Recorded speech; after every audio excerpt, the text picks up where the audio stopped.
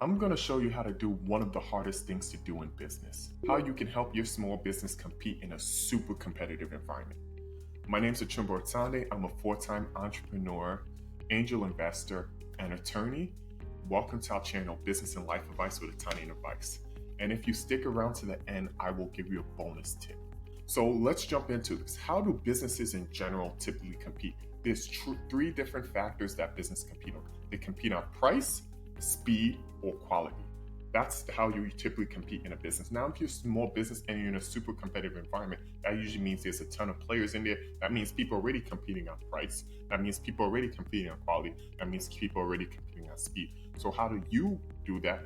When you know small businesses, we typically have less resources than larger businesses. So you definitely do not want to get in a price war with these businesses, because if you get in a price war with a large business that has tons of products, they can just reprice or lower the price of the main product that you're competing on, and they can do under cost.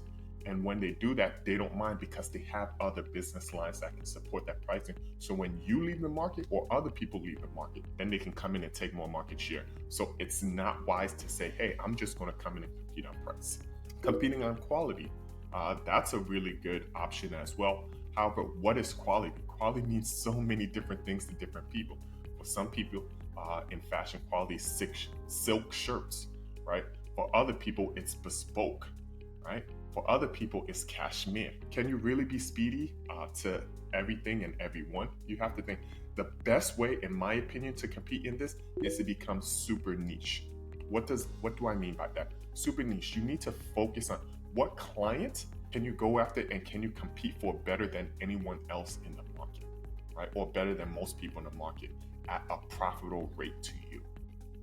So instead of looking, hey, my market's full of 1 million people, look at maybe my market's full of 100 clients. I'm going to go after and see if I can capture 70 of these 100 clients. I'm going to figure out what they care about the most. What does quality mean to them? What does speed mean to them? What does price mean to them, right? What do they care about the most?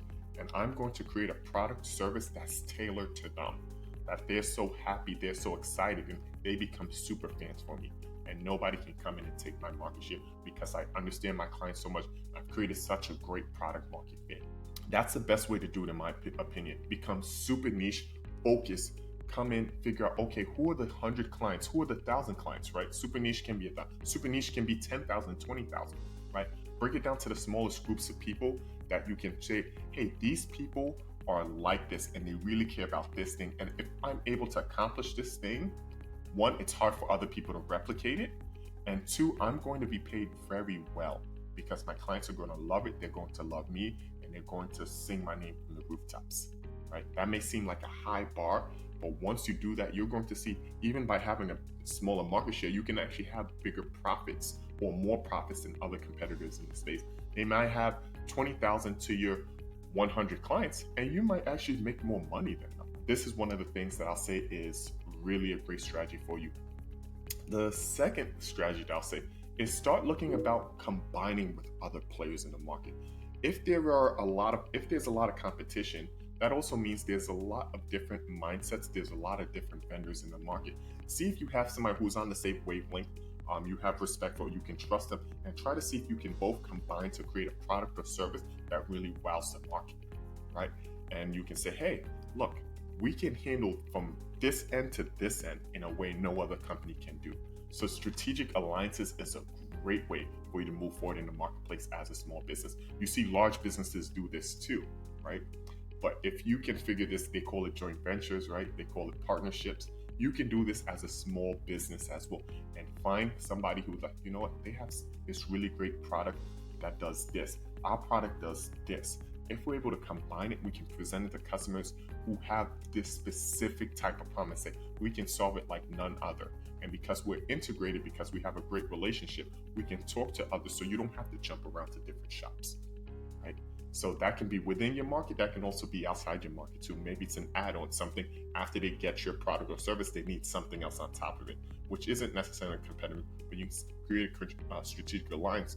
So now that you take them from A to B to C, right, within the loop. So that's a great way. That's the bonus tip. I hope you enjoyed it. What's your competitive market? And how would you do this? What are the 100 customers that you think you can go at? Leave in a comment and I look forward to getting back to you. Until next time, don't forget to like, comment, and subscribe. God bless you.